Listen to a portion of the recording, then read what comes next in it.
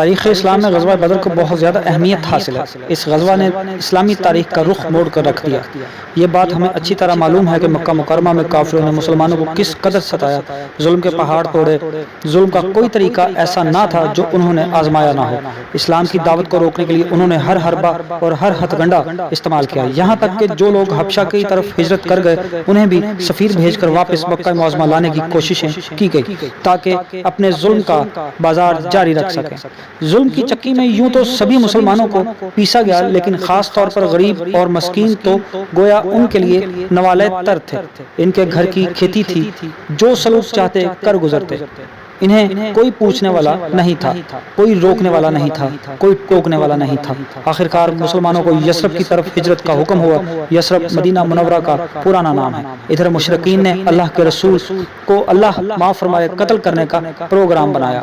ان کی تمام تر کوششوں اور رکاوٹوں کے باوجود مسلمان اور اللہ کے رسول صلی اللہ علیہ وآلہ وسلم یثرب پہنچنے میں کامیاب ہو گئے۔ اب وہاں اسلام کی دعوت بہت تیزی سے پھیلنے لگی۔ ان خبروں نے جلتی پر تیل کا کام کیا۔ کافروں کے تن بدن میں آگ لگ گئی، مارے پریشانی اور حسد کے ان کا برا حال ہو گیا۔ اب وہ مسلمانوں کے خلاف سازشوں پر اتر آئے، جوڑ توڑ کرنے لگے۔ اس سلسلے میں انہوں نے سب سے پہلا قدم یہ اٹھایا کہ یثرب کے مشہور قبائل اوس اور خزرج کے لوگوں کو خط لکھے۔ یہ ایسے لوگ تھے جو ابھی مسلمان نہیں ہوئے تھے، ان میں عبداللہ بن ابی بھی شامل تھا۔ خطوط کے الفاظ اس قسم کے تھے: تم نے ہمارے شخص کو اپنے ہاں ٹھہرا لیا، تمہارے لیے ضروری ہے کہ ان سے لڑو یا انہیں وہاں سے نکال دو، ورنہ ہم نے بھی پھر قسم کھائی ہے کہ ہم سب مل کر حملہ کریں گے اور تمہارے جوانوں کو قتل کر دیں گے، تمہاری عورتوں کو اپنے قبضے میں لے لیں گے۔ عبداللہ بن ابی اور اس کے ساتھیوں کو جب یہ خطوط ملے تو انہوں نے نبی اکرم صلی اللہ علیہ وآلہ وسلم سے جنگ کی ٹھان لی اور تیاریاں کرنے لگے۔ ایک سازش انہوں نے یہودیوں کے ذریعے کی، انہیں بھی اپنے ساتھ ملا لیا، پھر مسلمانوں کو پیغام بھیجا: تم مغرور نہ ہو جانا کہ مکہ سے صاف بچ کر نکل آئے ہو، ہم یثرب پہنچ کر تمہارا خاتمہ کر دیں گے۔ اس کے بعد یہ ہوا کہ سن 2 ہجری ربیع الاول کے مہینہ میں قریش کے ایک سردار یثرب آیا اور مسلمانوں کے مویشیوں کو ہانک لے گیا۔ یہ مویشی مدینے سے باہر چراہ گاہ میں چر رہے تھے، وہ صاف بچ کر نکل گیا، گویا مسلمانوں کو اپنی طاقت دکھا گیا اور مسلمانوں پر واضح کیا گیا کہ ہم 300 میل کے فاصلے سے آ کر بھی تمہارے گھروں سے مویشی لے جا سکتے ہیں۔ ان حالات میں رسول مقبول صلی اللہ علیہ وآلہ وسلم کے لیے ضروری ہو گیا تھا کہ آپ مسلمانوں کی حفاظت کے لیے ضروری اقدامات کریں تاکہ دشمن انہیں نقصان نہ پہنچا سکے۔ اس سلسلے میں نبی کریم صلی اللہ علیہ وآلہ وسلم نے قریب 8 جنگی مہمات مختلف علاقوں کی طرف روانہ فرمائیں۔ ان میں سے بعض میں آپ نے خود بھی شرکت کی، بعض مہمات صرف صحابہ کرام نے سر کی، تاہم کسی بھی لڑائی کی نوبت نہ آئی۔ مکہ مکرمہ کے لوگ تجارت کرتے تھے، ان کے تجارتی قافلے موسم گرما میں شام جاتے تھے اور سردیوں میں یمن۔ شام کا راستہ یثرب سے ہو کر گزرتا تھا۔ یثرب کا نام نبی کریم صلی اللہ علیہ وآلہ وسلم کی ہجرت کے بعد مدینہ النبی رکھا گیا۔ ابو سفیان قریش کا ایک بڑا سردار تھا، اس کی قیادت میں ایک تجارتی قافلہ شام سے مکہ کی طرف روانہ ہوا۔ اس قافلے میں 1000 اونٹ تھے اور ان اونٹوں پر کم از کم 50,000 دینار یعنی 262 کلو سونے کے برابر مالیت کا سامان لدا ہوا تھا، جبکہ نگرانی صرف 40 آدمی تھے۔ مسلمانوں کو اس قافلے کے روانہ ہونے کی خبر مل گئی۔ رسول اکرم صلی اللہ علیہ وآلہ وسلم نے اس قافلے کو روکنے کا فیصلہ کیا۔ چنانچہ آپ نے صحابہ کرام کو تیاری کا حکم دیا۔ مکہ معظمہ سے ہجرت کر کے آنے والے بیشتر مسلمان خالی ہاتھ آئے۔ یہ حضرات اپنے گھر بار، مال و دولت، تجارتی سامان، باغات، کھیتیاں، غرض ہر چیز وہاں جوں کی توں چھوڑ آئے تھے۔ ان سب چیزوں پر کافروں نے قبضہ کر لیا تھا، بلکہ مسلمانوں کو تو ہجرت کی اجازت اس شرط پر دی گئی تھی کہ وہ جانے سے پہلے اپنا مال ان کے حوالے کر دیں۔ اس طرح مسلمان بہت تنگ دستی کے حالت میں تھے۔ انصار نے اگرچہ ان کی ہر طرح مدد کی تھی، لیکن گزر اوقات بہت مشکل سے ہو رہی تھی۔ دوسری طرف اس قافلے کا ساز و سامان کافروں کی طاقت میں اضافے کا سبب بن سکتا تھا۔ اس سے جو تجارت کی جاتی اور دولت کمائی جاتی، اس سے کافروں کی طاقت میں اضافہ ہوتا۔ ان حالات میں نبی کریم صلی اللہ علیہ وآلہ وسلم نے ان کی قوت کو کمزور کرنے کا فیصلہ فرمایا۔ مسلمان اس وقت مکہ والوں سے حالت جنگ میں تھے، یہ ایک بہترین فیصلہ تھا۔ ادھر ابو سفیان بھی غافل نہیں تھا، وہ یہ بات جانتا تھا کہ مسلمان اس کے خلاف کارروائی کرنے کی کوشش کریں گے۔ شام جاتے ہوئے تو وہ صاف بچ کر نکل گیا، لیکن واپسی پر جب اسے مسلمانوں کی تیاری کی خبر ملی تو وہ اور زیادہ گھبرا گیا۔ اس نے فوراً مکہ والوں کو پیغام بھیجا کہ قافلہ سخت خطرے میں ہے، لہٰذا وہ جلد از جلد اس کی مدد کے لیے روانہ ہو جائیں۔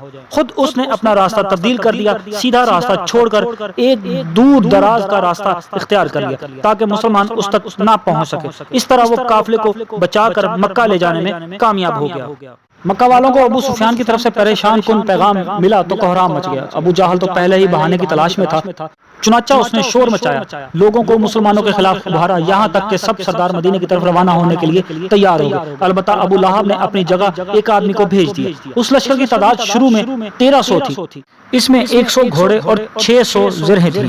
ادھر تو یہ لشکر مدینے کی طرف رواں دواں تھا، دوسری طرف ابو سفیان اپنے قافلے کے لیے مکہ کے قریب پہنچ گیا۔ اس نے اپنے بچ کر آ جانے کی اطلاع ان سرداروں کو بھجوا دی جو لشکر کی قیادت کر رہے تھے۔ ابو سفیان کو پیغام مل جانے کے باوجود وہ آگے ہی بڑھتے چلے گئے، اس لیے کہ طاقت کے نشے میں چور تھے۔ ان کا خیال تھا کہ جن مسلمانوں پر وہ 13 سال تک ظلم و ستم کے پہاڑ توڑتے رہے ہیں وہ بھلا ان کے مقابلے میں آنے کی جرت کریں گے؟ اگر آ گئے تو ہم انہیں تہس نہس کر کے رکھ دیں گے۔ اب آ تو گئے ہیں، واپس کیوں جائیں؟ اب تو مسلمانوں کو مزہ چکھا کر ہی بھیجیں گے۔ اس موقع پر ابو جہل نے قہر اور غرور کے لہجے میں کہا، اللہ کی قسم جب تک ہم بدر نہ پہنچ جائیں واپس نہیں جائیں گے۔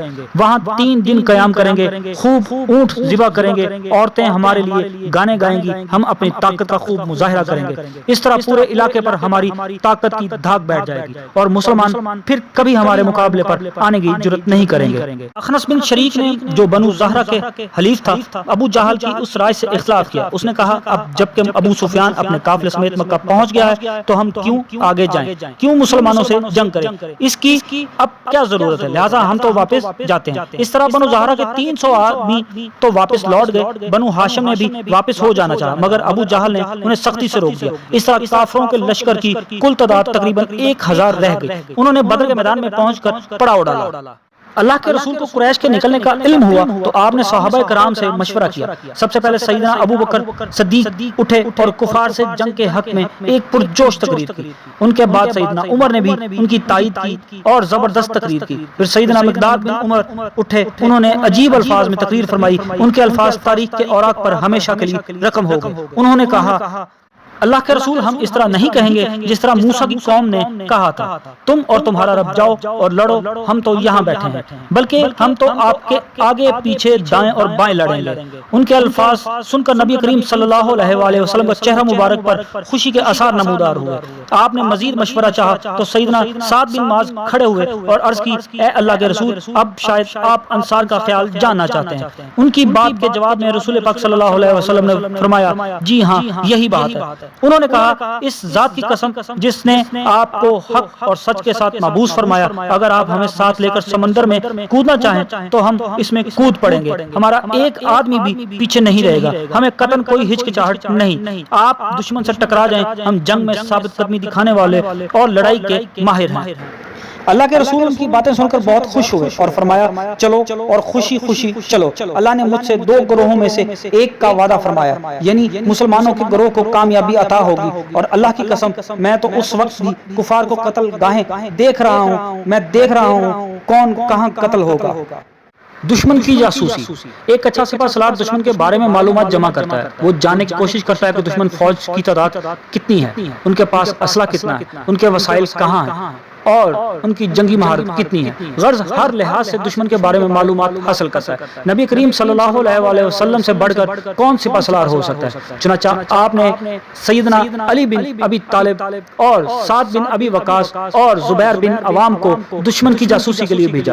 ان حضرات نے دشمن کے 2 آدمیوں کو پانی بھرتے دیکھا تو انہیں گرفتار کر کے اسلامی لشکر میں لے آئے۔ ان سے معلومات حاصل کرنے کی کوشش کی گئی تو وہ بولے، ہم تو پانی پلانے پر مامور ہیں، ہمیں ان باتوں کا کیا علم؟ ان دونوں کو رسول اللہ صلی اللہ علیہ وسلم کے سامنے حاضر کیا گیا۔ آپ نے ان سے قریش کے بارے میں پوچھا، کہنے لگے یہ ٹیلا جو وادی کے آخری دھانے پر کھائی دے رہا ہے قریش اس کے پیچھے ہیں۔ نبی کریم صلی اللہ علیہ وسلم نے فرمایا، وہ کتنے ہیں؟ جواب میں انہوں نے کہا، بہت زیادہ۔ رسول اللہ صلی اللہ علیہ وسلم نے فرمایا، تعداد بتاؤ، وہ کتنے ہیں؟ کہنے لگے، ہمیں نہیں معلوم۔ آپ صلی اللہ علیہ وسلم نے ان سے پوچھا، اچھا یہ بتاؤ روزانہ کتنے اونٹ ذبح کرتے ہو؟ انہوں نے بتایا، کبھی 9 کبھی 10۔ آپ صلی صلی اللہ علیہ وسلم نے فرمایا تب تو قریش کی تعداد 900 اور 1000 کے درمیان ہے۔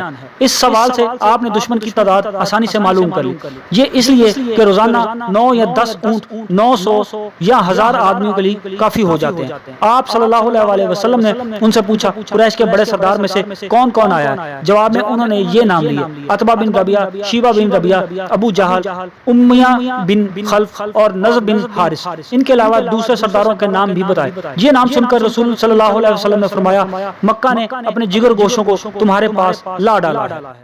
معرکے سے پہلے مسلمانوں نے میدان جنگ کے شمال مشرق میں اللہ کے رسول صلی اللہ علیہ وسلم کے لیے ایک اونچے ٹیلے پر چھپر بنا دیا تھا۔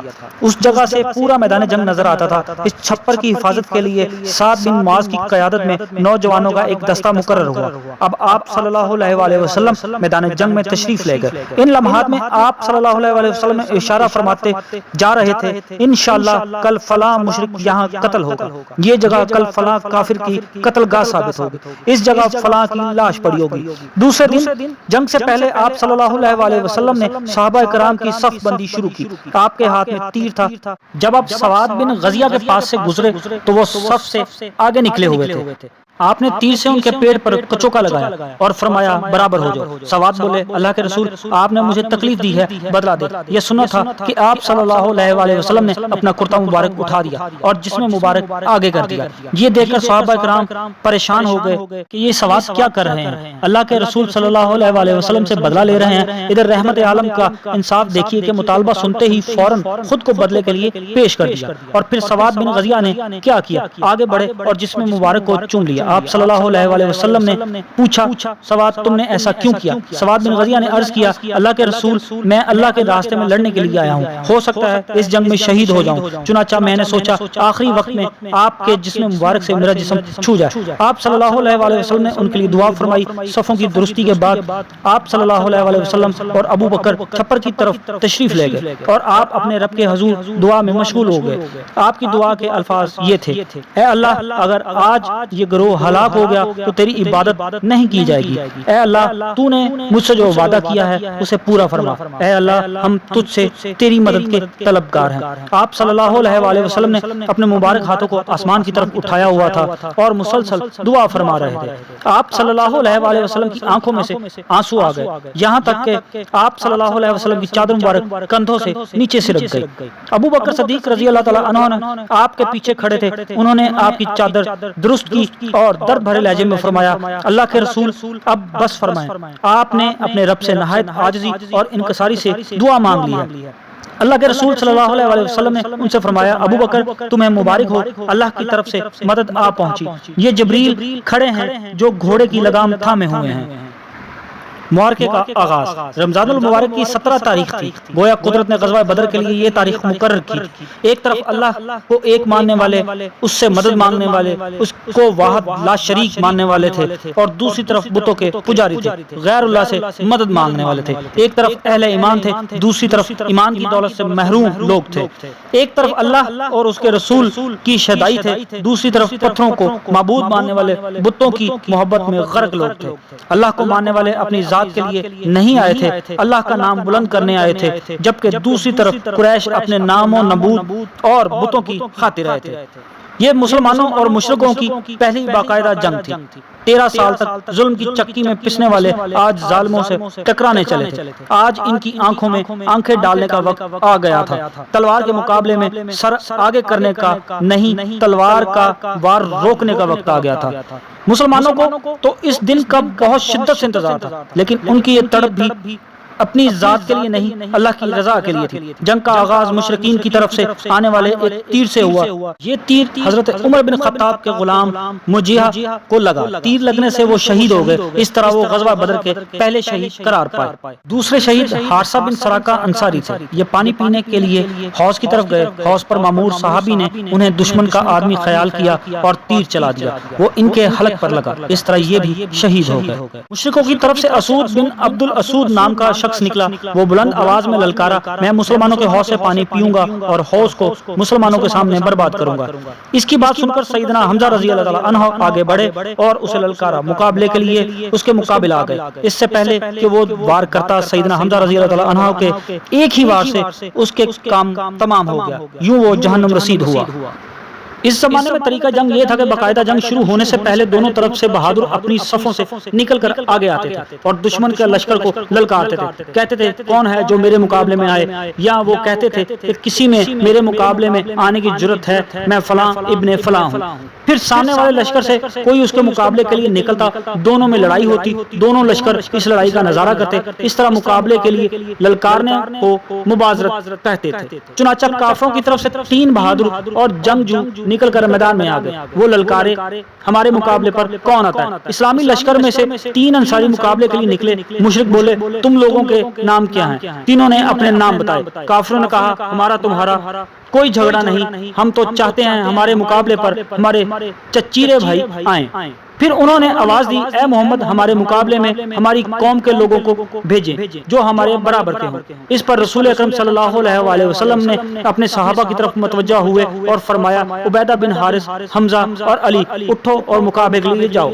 اب یہ تینوں صفوں سے نکلے اور ان کے سامنے آ کھڑے ہوئے۔ کافروں نے پوچھا تمہارے نام کیا ہیں؟ انہوں نے کہا ہم قریشی ہیں اور ہمارے نام عبیدہ، حمزہ اور علی ہیں۔ یہ سن کر وہ خوش ہوئے اور کہنے لگے اب آئے گا مزہ، یہ ہیں ہمارے ہم پلہ لوگ۔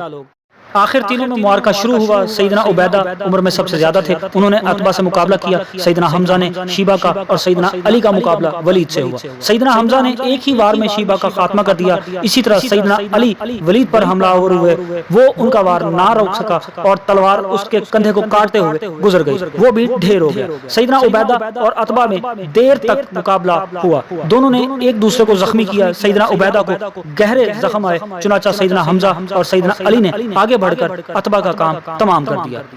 اس جنگ کے چند دن بعد سیدنا عبیدہ بن حارث زخموں کی تاب نہ لا کر شہید ہو گئے۔ اس وقت اسلامی لشکر بدر سے واپس مدینہ کی طرف جا رہا تھا، چنانچہ انہیں وہیں دفن کر دیا گیا۔ جنگ کی ابتدا میں ہی کافروں کو بھاری نقصان اٹھانا پڑا، ان کے 4 نامی گرامی بہادر مارے گئے۔ اب عام لڑائی شروع ہوئی۔ اللہ کے رسول صلی اللہ علیہ وسلم نے صحابہ کرام کو جوش دلانے کے لیے فرمایا اس ذات کی قسم جس کے قبضے میں محمد کی جان ہے، جو شخص بھی آج جم کر ثواب سمجھ کر لڑے گا، دشمن کو پیٹ نہیں دکھائے گا، سامنے سے خوب وار کرے گا اور خوب بہادری دکھائے گا، اللہ تعالیٰ اسے جنت عطا فرمائیں گے۔ صحابہ کرام پہلے ہی کچھ کم پرجوش نہ تھے، رسول اکرم صلی اللہ علیہ وسلم کے ان الفاظ نے انہیں ایک نیا ولولہ عطا کیا۔ چنانچہ اس جنگ میں بہادری اور بے جگری کے بہت سے حیرت انگیز واقعات پیش آئے۔ عمیر بن حمام ایک انصاری صحابی تھے، جب انہوں نے رسول اللہ صلی اللہ علیہ وسلم سے یہ بشارت سنی، اس وقت وہ کھجوریں کھا رہے تھے، فوراً ہاتھ روک لیا، کھجوروں کی طرف دیکھا اور کہا یہ تو زیادہ ہیں، ان کے کھانے میں تو بہت وقت لگے گا، میں جنت میں جانے کے لیے اتنی دیر کیوں کروں؟ آگے بڑھے، پوری جوان مردی سے لڑے اور دشمنوں کو مارتے کاٹتے خود بھی شہادت کا جام نوش کر گئے۔ جنگ کے آغاز میں رسول اکرم صلی اللہ علیہ وسلم نے ایک مٹھی ریت اور کنکریوں کی اٹھائی اور اس کو دشمن کی طرف پھینکتے ہوئے فرمایا یعنی چہرے بگڑ جائیں، ریت اور کنکریوں کی اس مٹھی کا کچھ نہ کچھ حصہ ہر مشرک کی آنکھوں میں یا منہ پر ضرور گرا۔ سورہ انفال کی آیت 17 میں اللہ تعالیٰ اس واقعے کا تذکرہ کچھ یوں فرماتے ہیں، جب آپ نے وہ مٹھی پھینکی تو دراصل وہ آپ نے نہیں پھینکی بلکہ اللہ نے پھینکی تھی۔ مشہور انصاری صحابہ عفرہ بنت عبید کے بیٹے عوف بن حارث نے دریافت کیا اے اللہ کے رسول، اللہ رب العزت کس بات سے خوش ہو کر مسکراتے ہیں؟ جواب میں آپ صلی اللہ علیہ وسلم نے فرمایا اس بات سے کہ بندہ بغیر حفاظتی ہتھیار پہنے اپنا ہاتھ دشمن کے خون میں ڈبو دے۔ چنانچہ سیدنا عوف نے اپنے بدن سے ذرا اتار پھینکی، دشمن پر ٹوٹ پڑے اور لڑتے لڑتے شہید ہو گئے۔ پھر اللہ کے رسول صلی اللہ علیہ وسلم نے مسلمانوں کو دشمن پر ٹوٹ پڑنے کا حکم دیا۔ دشمن اس سے پہلے ہی جنگ شروع کر چکا تھا اور اپنا زور لگا چکا تھا، اس کا جوش و خروش مان پڑ رہا تھا۔ حکم ملنے پر مسلمانوں نے پرجوش انداز میں حملہ کیا۔ اب مسلمان تازہ دم تھے، لہٰذا کافروں کو گاجر مولی کی طرح کاٹنے لگے۔ ایسے میں فرشتے بھی مدد کو آ گئے، کافروں کے سردار کٹ کٹ کر گرنے لگے۔ اسلام کا سب سے بڑا دشمن اس وقت کا فرعون ابو جہل اس لشکر کا سپہ سالار تھا، وہی کافروں کو اکسا کر بدر کے میدان میں لایا تھا۔ مکہ میں اس نے مسلمانوں پر ظلم کی انتہا کر دی تھی، رسول اللہ صلی اللہ علیہ وسلم کو گالیاں دیا کرتا تھا، طرح طرح سے ستایا کرتا تھا، قدم قدم پر مشکلات پیدا کرتا تھا۔ آج وہی ابو جہل کافروں کا سپہ سالار تھا، انہیں لڑا رہا تھا۔ ادھر دو انصاری نوجوان ابو جہل کی تلاش میں تھے، ان کی دلی خواہش تھی کہ کسی طرح ابو جہل کو قتل کر دیں، اسے جہنم رسید کر دیں۔ سیدنا عبد الرحمن بن عوف فرماتے ہیں کہ میدان جنگ میں اچانک دو نوجوان میرے دائیں بائیں آ کھڑے ہوئے۔ ان میں سے ایک نے پوچھا، چچا جان ابو جہل کہاں ہے؟ میں نے کہا، بھتیجے تم اس کے بارے میں کیوں پوچھ رہے ہو؟ اس نے کہا، ہم نے سنا ہے کہ وہ اللہ کے رسول کو گالیاں دیتا ہے، لہٰذا میں نے عہد کیا ہے کہ اسے قتل کر دوں گا یا خود شہید ہو جاؤں گا۔ اتنے میں دوسرے نوجوان نے بھی مجھ سے یہی سوال کیا، ابو جہل کہاں ہے؟ سیدنا عبد الرحمن بن عوف فرماتے ہیں، میں نے اشارے سے انہیں بتایا، وہ رہا ابو جہل۔ اب دونوں اپنی تلواریں لیے ابو جہل کی طرف لپکے۔ یہ دونوں نوجوان معاذ بن عمرو بن جموح اور معاذ بن افرا تھے۔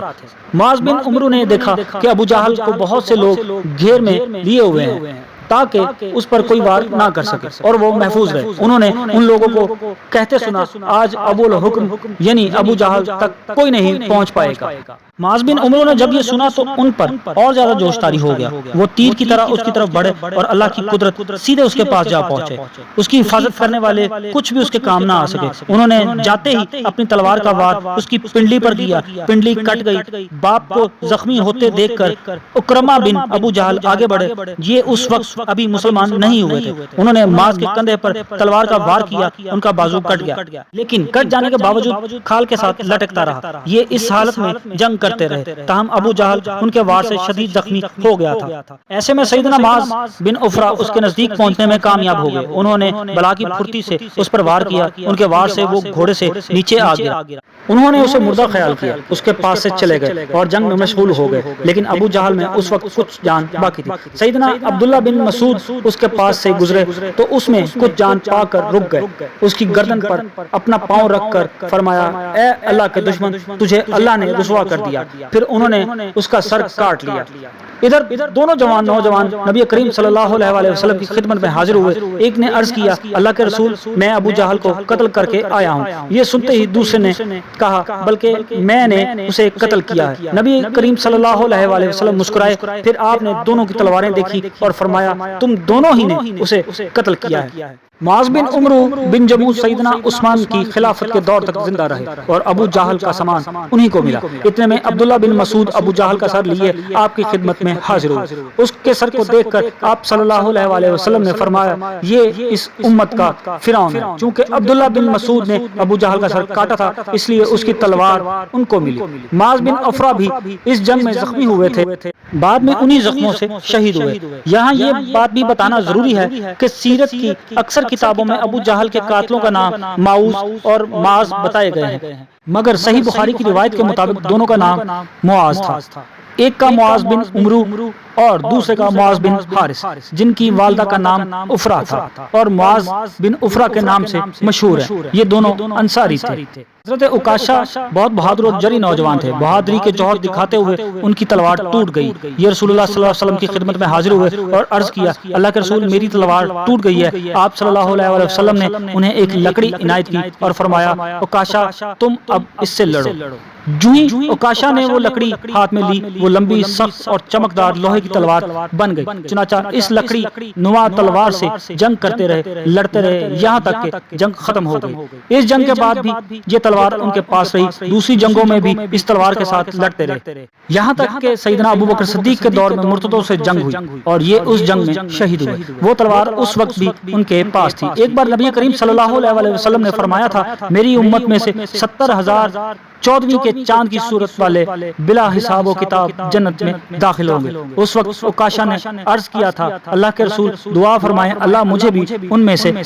آپ صلی اللہ علیہ وسلم نے فرمایا، تم انہی جنتیوں میں سے ہو۔ یہ سن کر انصار میں سے ایک شخص کھڑا ہوا اور عرض کیا، اللہ کے رسول دعا کیجیے، اللہ مجھے بھی ان میں سے کر دے۔ آپ صلی اللہ علیہ وسلم نے فرمایا، اس بارے میں عکاشہ تم سے سبقت لے گئے۔ عکاشہ عرب کے بہترین شاہ سواروں میں سے تھے۔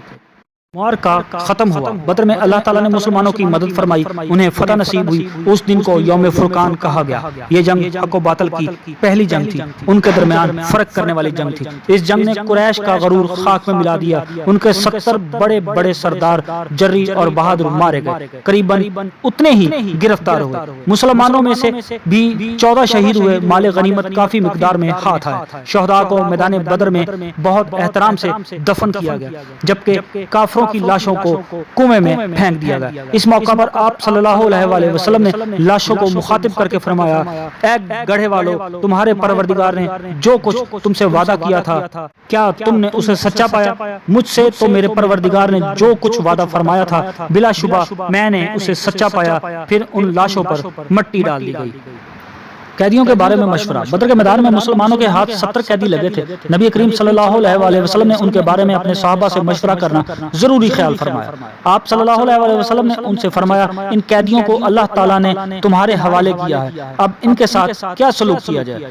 حضرت عمر فوراً اٹھ کھڑے ہوئے اور آپ نے عرض کیا، اللہ کے رسول، ان سب کی گردن مار دی جائے۔ ان لوگوں نے آپ کو جھٹلایا، آپ کی نبوت کو جھٹلایا، آپ کو اپنے شہر سے نکالا، اور شہر سے نکالنے سے پہلے کیا کیا ظلم روا نہیں رکھے۔